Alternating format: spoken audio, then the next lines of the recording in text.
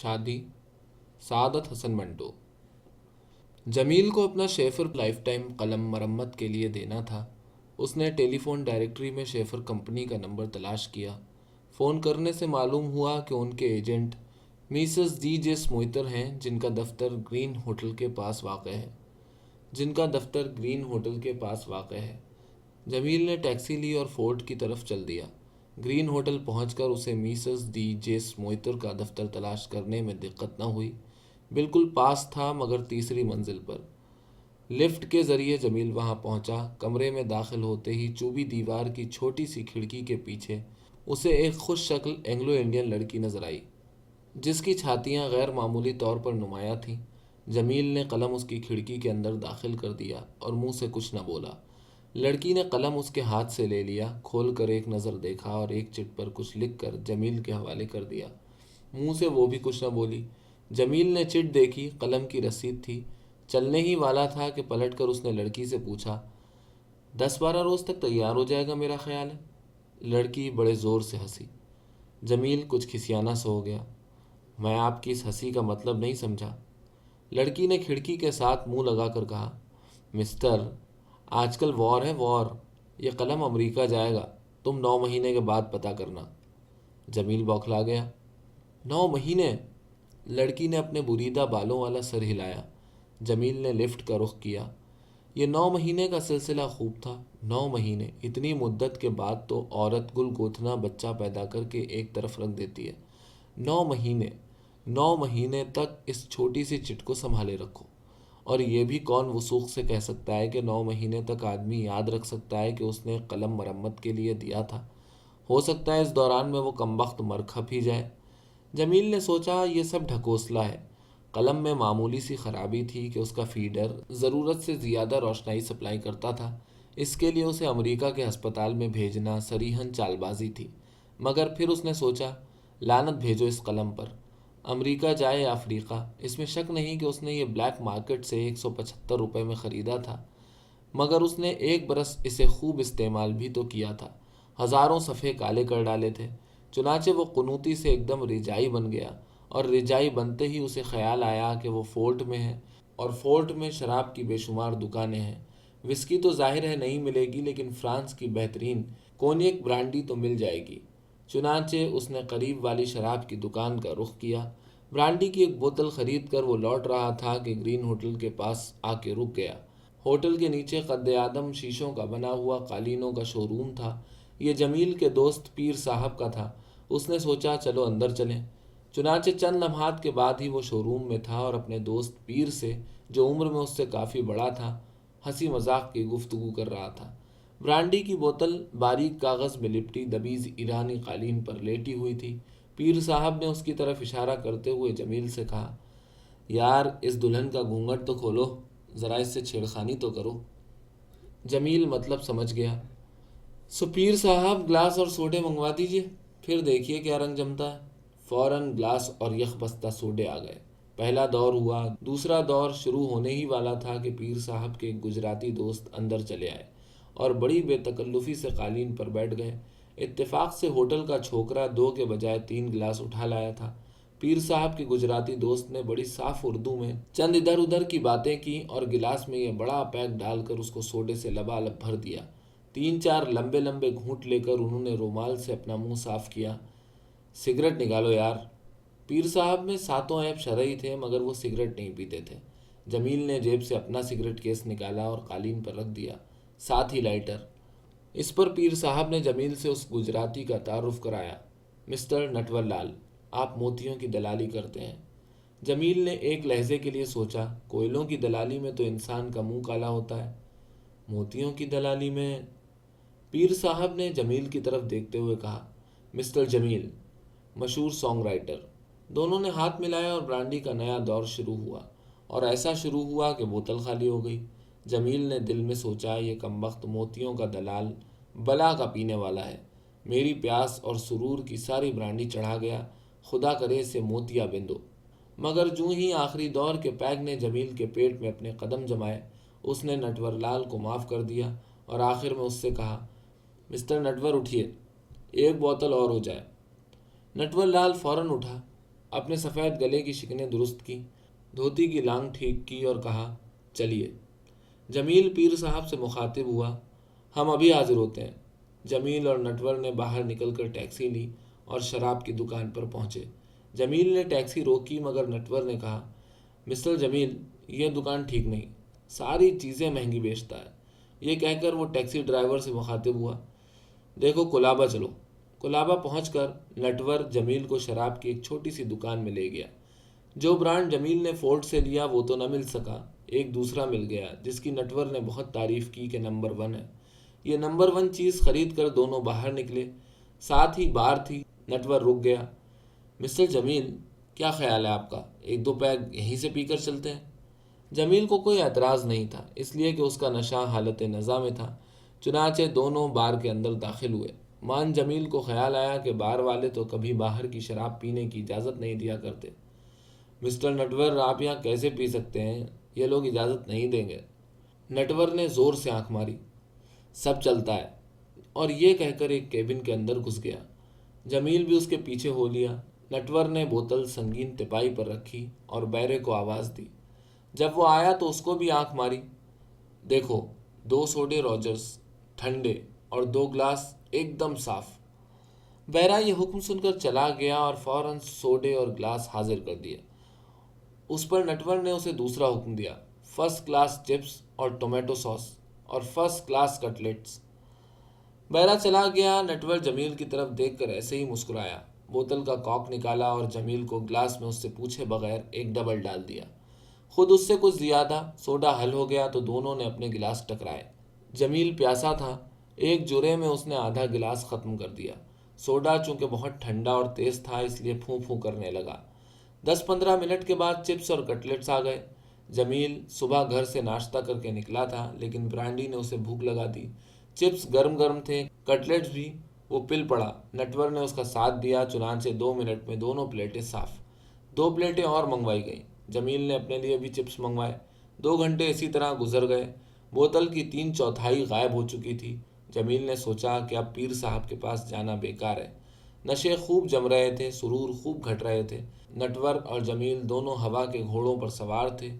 ایسے سواروں کو عام طور پر ایسی وادیوں میں جانے کی بڑی خواہش ہوتی ہے جہاں انہیں عریاں بدن حسین عورتیں ملیں، وہ ان کی کمر میں ہاتھ ڈال کر گھوڑے پر بٹھا لیں اور یہ جا وہ جا۔ جمیل کا دل و دماغ اس وقت کسی ایسی وادی کے متعلق سوچ رہا تھا جہاں اس کی کسی ایسی خوبصورت عورت سے مٹ بھیڑ ہو جائے جس کو وہ اپنے تپتے ہوئے سینے کے ساتھ بھینچ لے اس زور سے کہ اس کی ہڈیاں تک چٹک جائیں۔ جمیل کو اتنا تو معلوم تھا کہ وہ ایسی جگہ پر ہے، مطلب ایسے علاقے میں ہے جو اپنے بروتھلز قہبہ خانے کی وجہ سے سارے بمبئی میں مشہور ہے۔ جنہیں عیاشی کرنا ہوتی ہے وہ ادھر کا رخ کرتے ہیں۔ شہر سے بھی جس لڑکی کو لک چھپ کر پیشہ کرنا ہوتا ہے یہیں آتی ہے۔ ان معلومات کی بنا پر اس نے نٹور سے کہا، میں نے کہا وہ میرا مطلب ہے ادھر کوئی چھوکری ووکری نہیں ملتی؟ نٹور نے اپنے گلاس میں ایک بڑا پیگ اڈیلا اور ہنسا، مسٹر جمیل، ایک نہیں، ہزاروں ہزاروں ہزاروں۔ یہ ہزاروں کی گردان جاری رہتی اگر جمیل نے اس کی بات کاٹی نہ ہوتی۔ ان ہزاروں میں سے آج ایک ہی مل جائے تو ہم سمجھیں گے کہ نٹور بھائی نے کمال کر دیا۔ نٹور بھائی مزے میں تھے، جھوم کر کہا، جمیل بھائی ایک نہیں ہزاروں، چلو اس کو ختم کرو۔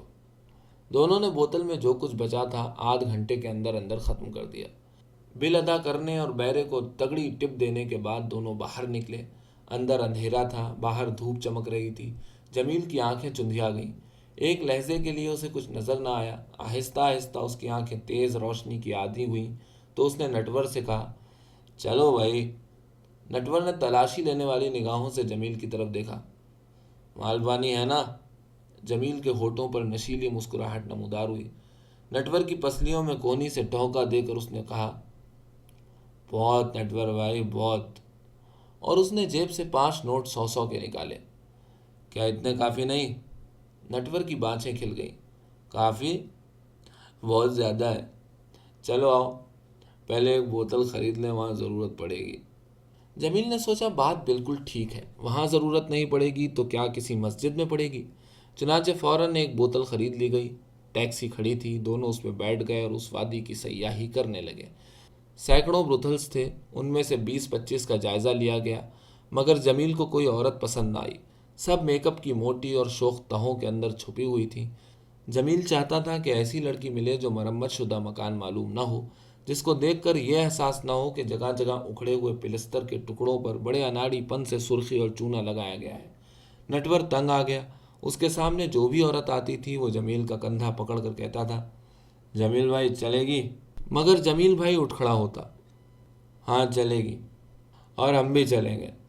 2 جگہیں اور دیکھی گئیں، مگر جمیل کو مایوسی کا منہ دیکھنا پڑتا۔ وہ سوچتا تھا کہ ان عورتوں کے پاس کون آتا ہے جو سور کے سوکھے ہوئے گوشت کے ٹکڑوں کی طرح دکھائی دیتی ہیں۔ ان کی ادائیں کتنی مکروہ ہیں، اٹھنے بیٹھنے کا انداز کتنا فحش ہے، اور کہنے کو یہ پرائیویٹ ہے، یعنی ایسی عورتیں جو در پردہ پیشہ کراتی ہیں۔ جمیل کی سمجھ میں نہیں آتا تھا کہ وہ پردہ کہاں ہے جس کے پیچھے یہ دھندا کراتی ہیں۔ جمیل سوچ ہی رہا تھا کہ اب پروگرام کیا ہونا چاہیے کہ نٹور نے ٹیکسی رکوائی اور اتر کر چلا گیا کہ ایک دم اسے ایک ضروری کام یاد آ گیا تھا۔ اب جمیل اکیلا تھا۔ ٹیکسی 30 میل فی گھنٹہ کی رفتار سے چل رہی تھی۔ اس وقت 4:30 بج چکے تھے۔ اس نے ڈرائیور سے پوچھا، یہاں کوئی بھڑوا ملے گا؟ ڈرائیور نے جواب دیا، ملے گا جناب۔ تو چلو اس کے پاس۔ ڈرائیور نے 2-3 موڑ گھومے اور ایک پہاڑی بنگلہ نما بلڈنگ کے پاس گاڑی کھڑی کر دی۔ 2-3 مرتبہ ہارن بجایا۔ جمیل کا سر نشے کے باعث سخت بوجھل ہو رہا تھا۔ آنکھوں کے سامنے دھند سی چھائی ہوئی تھی۔ اسے معلوم نہیں تھا کیسے اور کس طرح، مگر جب اس نے ذرا دماغ کو جھٹکا تو اس نے دیکھا کہ وہ ایک پلنگ پر بیٹھا ہے اور اس کے پاس ہی ایک جوان لڑکی، جس کی ناک کی پھننگ پر چھوٹی سی پھنسی تھی، اپنے بریدہ بالوں میں کنگھی کر رہی ہے۔ جمیل نے اس کو غور سے دیکھا۔ سوچنے ہی والا تھا کہ وہ یہاں کیسے پہنچا، مگر اس کے شعور نے اس کو مشورہ دیا کہ دیکھو، یہ سب عبث ہے۔ جمیل نے سوچا یہ ٹھیک ہے، لیکن پھر بھی اس نے اپنی جیب میں ہاتھ ڈال کر اندر ہی اندر نوٹ گن کر اور پاس پڑی ہوئی تپائی پر برانڈی کی سالم بوتل دیکھ کر اپنی تشفی کر لی کہ سب خیریت ہے۔ اس کا نشہ کسی قدر نیچے اتر گیا۔ اٹھ کر وہ اس گیسو بریدہ لڑکی کے پاس بیٹھ گیا اور کچھ سمجھ میں نہ آیا۔ مسکرا کر اس سے کہا، کہیے مزاج کیسا ہے؟ اس لڑکی نے کنگھی میز پر رکھی اور کہا، کہیے آپ کا کیسا ہے؟ ٹھیک ہوں۔ یہ کہہ کر اس نے لڑکی کی کمر میں ہاتھ ڈالا۔ آپ کا نام؟ بتا تو چکی ایک دفعہ۔ آپ کو میرا خیال ہے یہ بھی یاد نہ رہا ہوگا کہ آپ ٹیکسی میں آئے، جانے کہاں کہاں گھومتے رہے ہوں گے کہ بل 38 روپے بنا جو آپ نے ادا کیا، اور ایک شخص کا نام شاید نٹور تھا، آپ نے اس کو بے شمار گالیاں دیں۔ جمیل اپنے اندر ڈوب کر سارے معاملے کی تہہ تک پہنچنے کی کوشش کرنے ہی والا تھا کہ اس نے سوچا فی الحال اس کی ضرورت نہیں، میں بھول جایا کرتا ہوں، یا یوں سمجھیے کہ مجھے بار بار پوچھنے میں مزہ آتا ہے۔ وہ صرف اتنا یاد کر سکا کہ اس نے ٹیکسی والے کا بل جو کہ 38 روپے بنتا تھا ادا کیا تھا۔ لڑکی پلنگ پر بیٹھ گئی۔ میرا نام تارا ہے۔ جمیل نے اس کو لیٹا دیا اور اس سے مصنوعی پیار کرنے لگا۔ تھوڑی دیر کے بعد اس کو پیاس محسوس ہوئی تو اس نے تارا سے کہا، 2 یک بستہ سوڈے اور گلاس۔ تارا نے یہ دونوں چیزیں فوراً حاضر کر دیں۔ جمیل نے بوتل کھولی، اپنے لیے ایک پیک ڈال کر اس نے دوسرا تارا کے لیے ڈالا، پھر دونوں پینے لگے۔ 3 پیک پینے کے بعد جمیل نے محسوس کیا کہ اس کی حالت بہتر ہو گئی ہے۔ تارا کو چومنے چاٹنے کے بعد اس نے سوچا کہ اب قصہ مختصر ہو جانا چاہیے۔ کپڑے اتار دو۔ سارے؟ ہاں سارے۔ تارا نے کپڑے اتار دیے اور لیٹ گئی۔ جمیل نے اس کے ننگے جسم کو ایک نظر دیکھا اور یہ رائے قائم کی کہ اچھا ہے۔ اس کے ساتھ ہی خیالات کا ایک تانتا بن گیا۔ جمیل کا نکاح ہو چکا تھا، اس نے اپنی بیوی کو 2-3 مرتبہ دیکھا تھا۔ اس کا بدن کیسا ہوگا؟ کیا وہ تارا کی طرح اس کے ایک مرتبہ کہنے پر اپنے سارے کپڑے اتار کر اس کے ساتھ لیٹ جائے گی؟ کیا وہ اس کے ساتھ برانڈی پیے گی؟ کیا اس کے بال کٹے ہوئے ہیں؟ پھر فوراً اس کا ضمیر جاگا، جس نے اس کو لعنت ملامت شروع کر دی۔ نکاح کا یہ مطلب تھا کہ اس کی شادی ہو چکی تھی، صرف ایک مرحلہ باقی تھا کہ وہ اپنی سسرال جائے اور لڑکی کا ہاتھ پکڑ کر لے آئے۔ کیا اس کے لیے یہ واجب تھا کہ ایک بازاری عورت کو اپنی آغوش کی زینت بنائے، خم کے خم لنڈھاتا پھرے؟ جمیل بہت خفیف ہوا اور اسی خفت میں اس کی آنکھیں مندنا شروع ہو گئیں اور وہ سو گیا۔ تارا بھی تھوڑی دیر کے بعد خواب غفلت کے مزے لینے لگی۔ جمیل نے کئی بے ربط اوٹ پٹانگ خواب دیکھے۔ کوئی 2 گھنٹے کے بعد جبکہ ایک بہت ہی ڈراؤنا خواب دیکھ رہا تھا، وہ ہڑبڑا کے اٹھا۔ جب اچھی طرح آنکھیں کھلیں تو اس نے دیکھا کہ وہ ایک اجنبی کمرے میں ہے اور اس کے ساتھ الف ننگی لڑکی لیٹی ہے، لیکن تھوڑی ہی دیر کے بعد واقعات آہستہ آہستہ اس کے دماغ کی دھند چیر کر نمودار ہونے لگے۔ وہ خود بھی الف ننگا تھا۔ بوکھلاہٹ میں اس نے الٹا پاجامہ پہن لیا، مگر اس کو احساس نہ ہوا۔ کرتا پہن کر اس نے جیبیں ٹٹولی، نوٹ سب کے سب موجود تھے۔ اس نے سوڈا کھولا اور ایک پیک بنا کر پیا، پھر اس نے تارا کو ہولے سے جھنجھوڑا، اٹھو۔ تارا آنکھیں ملتی اٹھی۔ جمیل نے اس سے کہا، کپڑے پہن لو۔ تارا نے کپڑے پہن لیے۔ باہر گہری شام رات بننے کی تیاریاں کر رہی تھی۔ جمیل نے سوچا اب کوچ کرنا چاہیے، لیکن وہ تارا سے کچھ پوچھنا چاہتا تھا کیونکہ بہت سی باتیں اس کے ذہن سے نکل گئی تھیں۔ کیوں تارا، جب ہم لیٹے، میرا مطلب ہے جب میں نے تم سے کپڑے اتارنے کو کہا تو اس کے بعد کیا ہوا؟ تارا نے جواب دیا، کچھ نہیں، آپ نے اپنے کپڑے اتارے اور میرے بازو پر ہاتھ پھیرتے پھیرتے سو گئے، بس۔ ہاں، لیکن سونے سے پہلے آپ 2-3 مرتبہ بڑبڑائے اور کہا، میں گناہ گار ہوں، میں گناہ گار ہوں۔ یہ کہہ کر تارا اٹھی اور اپنے بال سنوارنے لگی۔ جمیل بھی اٹھا۔ گناہ کا احساس دبانے کے لیے اس نے ڈبل پیک اپنے حلق میں جلدی جلدی اونڈیلا، بوتل کو کاغذ میں لپیٹا اور دروازے کی طرف بڑھا۔ تارا نے پوچھا، چلے؟ ہاں، پھر کبھی آؤں گا۔ یہ کہہ کر وہ لوہے کی پیچدار سیڑھیوں سے نیچے اتر گیا۔ بڑے بازار کی طرف اس کے قدم اٹھنے ہی والے تھے کہ ہارن بجا۔ اس نے مڑ کر دیکھا تو ایک ٹیکسی کھڑی تھی۔ اس نے کہا، چلو اچھا ہوا یہی مل گئی، پیدل چلنے کی زحمت سے بچ گئے۔ اس نے ڈرائیور سے پوچھا، کیوں بھائی، خالی ہے؟ ڈرائیور نے جواب دیا، خالی ہے کا کیا مطلب، لگی ہوئی ہے۔ تو پھر؟ یہ کہہ کر جمیل مڑا، لیکن ڈرائیور نے اس کو پکارا، کدھر جاتا ہے سیٹ؟ جمیل نے جواب دیا، کوئی اور ٹیکسی دیکھتا ہوں۔ ڈرائیور باہر نکل آیا، مستک تو نہیں پھریلا، یہ ٹیکسی تمہیں نے تو لے رکھی ہے؟ جمیل بوکھلا گیا، میں نے؟ ڈرائیور نے بڑے گنوار لہجے میں اس سے کہا، ہاں تو نے، سالہ دارو پی کر سب کچھ بھول گیا۔ اس پر تو میں شروع ہوئی۔ ادھر ادھر سے لوگ اکٹھے ہو گئے۔ جمیل نے ٹیکسی کا دروازہ کھولا اور اندر بیٹھ گیا۔ چلو۔ ڈرائیور نے ٹیکسی چلائی۔ کدھر؟ جمیل نے کہا، پولیس اسٹیشن۔ ڈرائیور نے اس پر جانے کیا واہی تواہی بکی۔ جمیل سوچ میں پڑ گیا۔ جو ٹیکسی اس نے لی تھی اس کا بل جو 38 روپے تھا اس نے ادا کر دیا تھا۔ اب یہ نئی ٹیکسی کہاں سے آن ٹپکی؟ گو وہ نشے کی حالت میں تھا، مگر وہ یقینی طور پر کہہ سکتا تھا کہ یہ وہ ٹیکسی نہیں تھی، اور نہ یہ ڈرائیور وہ ڈرائیور تھا جو اسے یہاں لایا تھا۔ پولیس اسٹیشن پہنچنے پر جمیل کے قدم بہت بری طرح لڑکھڑا رہے تھے۔ سب انسپکٹر جو اس وقت ڈیوٹی پر تھا فوراً بھاگ گیا کہ معاملہ کیا ہے۔ اس نے جمیل کو کرسی پر بیٹھنے کے لیے کہا۔ ڈرائیور نے اپنی داستان شروع کر دی جو سرتاپا غلط تھی۔ جمیل یقیناً اس کی تردید کرتا، مگر اس میں زیادہ بولنے کی ہمت نہیں تھی۔ سب انسپکٹر سے مخاطب ہو کر اس نے کہا، جناب میری سمجھ میں نہیں آتا یہ کیا قصہ ہے؟ جو ٹیکسی میں نے لی تھی اس کا کرایہ میں نے 38 روپے ادا کر دیا تھا۔ اب معلوم نہیں یہ کون ہے اور مجھ سے کیسا کرایہ مانگتا ہے؟ ڈرائیور نے کہا، حضور انسپکٹر بہادر، یہ دارو پیے ہے۔ اور ثبوت کے طور پر اس نے جمیل کی برانڈی کی بوتل میز پر رکھ دی۔ جمیل جھنجھلا گیا، ارے بھائی، کون سور کہتا ہے کہ اس نے نہیں پی؟ سوال تو یہ ہے کہ آپ کہاں سے تشریف لے آئے؟ سب انسپکٹر شریف آدمی تھا۔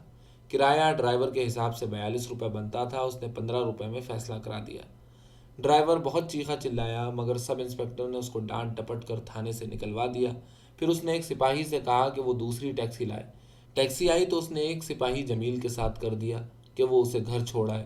جمیل نے لکنت بھرے لہجے میں اس کا بہت بہت شکریہ ادا کیا اور پوچھا، جناب کیا یہ گرانٹ روڈ پولیس اسٹیشن ہے؟ سب انسپکٹر نے زور کا قہقہہ لگایا اور پیٹ پر ہاتھ رکھتے ہوئے کہا، مسٹر، اب ثابت ہو گیا کہ تم نے خوب پی رکھی ہے۔ یہ کولابا پولیس اسٹیشن ہے، جاؤ اب گھر جا کر سو جاؤ۔ جمیل نے گھر جا کر کھانا کھایا اور کپڑے اتارے بغیر سو گیا۔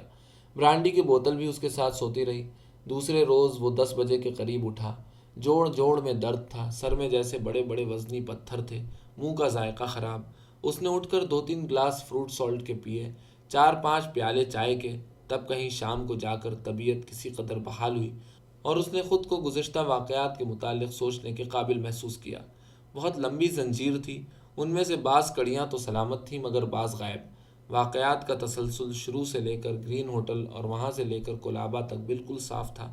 اس کے بعد جب نٹور کے ساتھ خاص وادی کی سیاحی شروع ہوئی تھی، معاملہ گڑبڑ ہو جاتا تھا۔ چند جھلکیاں دکھائی دیتی تھیں، بڑی واضح، مگر فوراً مبہم پرچھائیوں کا سلسلہ شروع ہو جاتا تھا۔ وہ کیسے اس لڑکی کے گھر پہنچا، اس کا نام جمیل کے حافظے سے پھسل کر جانے کس کھڈ میں جا گرا تھا، اس کی شکل و صورت اسے البتہ بڑی اچھی طرح یاد تھی۔ وہ اس کے گھر کیسے پہنچا تھا یہ جاننا بہت اہم تھا۔ اگر جمیل کا حافظہ اس کی مدد کرتا تو بہت سی چیزیں صاف ہو جاتی، مگر بسط کوشش وہ کسی نتیجے پر نہ پہنچ سکا۔ اور یہ ٹیکسیوں کا کیا سلسلہ تھا؟ اس نے پہلی کو تو چھوڑ دیا تھا، مگر وہ دوسری کہاں سے ٹپک پڑی تھی؟ سوچ سوچ کے جمیل کا دماغ پاش پاش ہو گیا۔ اس نے محسوس کیا کہ جتنے وزنی پتھر تھے سب آپس میں ٹکرا ٹکرا کر چور چور ہو گئے۔ رات کو اس نے برانڈی کے 3 پیک پیے، تھوڑا سا ہلکا کھانا کھایا اور گزشتہ واقعات کے متعلق سوچتا سوچتا سو گیا۔ وہ ٹکڑے جو گم ہو گئے تھے ان کو تلاش کرنا اب جمیل کا شغل ہو گیا تھا۔ وہ چاہتا تھا کہ جو کچھ اس روز ہوا منوان اس کی آنکھوں کے سامنے آ جائے اور یہ روز روز کی مغز پاشی دور ہو۔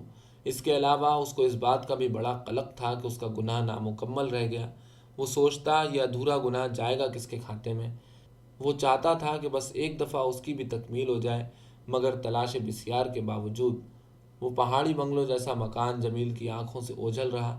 جب وہ تھک ہار گیا تو اس نے ایک دن سوچا کہ یہ سب خواب ہی تو نہیں تھا۔ مگر خواب کیسے ہو سکتا تھا؟ خواب میں آدمی اتنے روپے تو خرچ نہیں کرتا۔ اس روز اس کے کم از کم 250 روپے خرچ ہوئے تھے۔ پیر صاحب سے اس نے نیٹ ورک کے متعلق پوچھا تو انہوں نے بتایا کہ وہ اس روز کے بعد دوسرے ہی دن سمندر پار کہیں چلا گیا ہے، غالباً موتیوں کے سلسلے میں۔ جمیل نے اس پر 1000 لعنتیں بھیجی اور اپنی تلاش شروع کر دی۔ اس نے جب اپنے حافظے پر بہت زور دیا تو اسے بنگلے کی دیوار کے ساتھ پیتل کی ایک پلیٹ نظر آئی۔ اس پر کچھ لکھا تھا، غالباً ڈاکٹر بیرام جی، آگے جانے کیا۔ ایک دن کولابا کی گلیوں میں چلتے چلتے آخر وہ ایک ایسی گلی میں پہنچا جو اس کو جانی پہچانی معلوم ہوئی۔ دو رویہ اسی قسم کی بنگلہ نما عمارتیں تھیں۔ ہر عمارت کے باہر چھوٹے چھوٹے پیتل کے بورڈ لگے تھے، کسی پر 4، کسی پر 5، کسی پر 3۔